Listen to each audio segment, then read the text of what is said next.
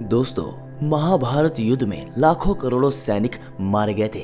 उनकी मौत के बाद उनकी विधवा पत्नियों का क्या हुआ, आज हम आपको यही बताएंगे। दोस्तों नमस्कार, आप सभी का स्वागत है हमारे YouTube चैनल प्रभु भक्ति स्टोरीज में। और अगर आप नए हैं तो हमारे चैनल को जरूर सब्सक्राइब कीजिएगा। दोस्तों, युद्ध किसी का भी हो और किसी भी वजह से हो, परंतु इसमें होने वाला सबसे बड़ा नुकसान युद्ध में मारे गए सैनिकों की पत्नी को होता है।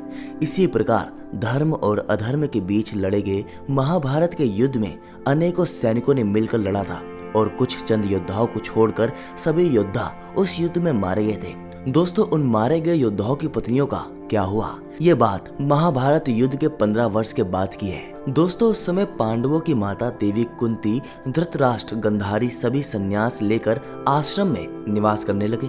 तभी एक दिन सहदेव के मन में माता कुंती के दर्शन करने की इच्छा उत्पन्न हो गई। ये सुनकर सभी पांडवों ने वन जाने की तैयारी शुरू कर दी। राजा युधिष्ठिर और पांडवों के साथ हस्तिनापुर की सारी जनता चल पड़ी और इनमें वो सारी विधवा महिला भी थी जिनके पति महाभारत के युद्ध में मारे गए। और वो सभी लोग एक माह तक धृतराष्ट्र के आश्रम के आसपास रुके। दोस्तों, एक बार पांडवों के पितामह ऋषि वेद व्यास जी धृतराष्ट्र के पास उस आश्रम में पांडवों से मिलने के लिए आए।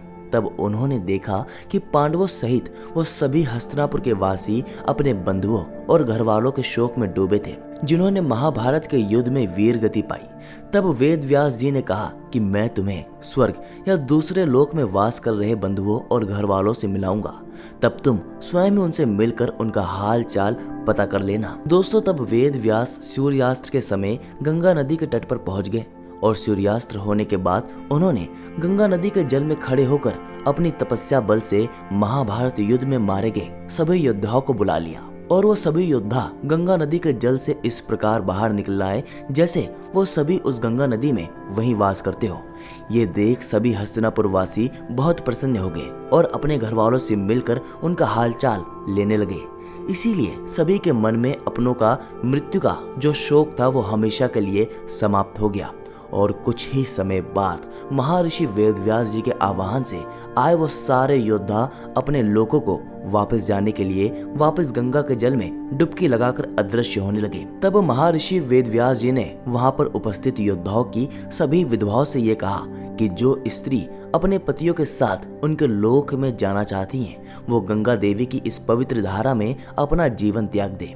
दोस्तों, वेद व्यास जी की ये बात सुनकर वो सभी महिलाएं जो अपने पतियों से असीम प्रेम करती थी, वो गंगा की उस धारा में कूद पड़ी और अपने प्राणों को त्याग कर अपने पतियों के लोक चली गई।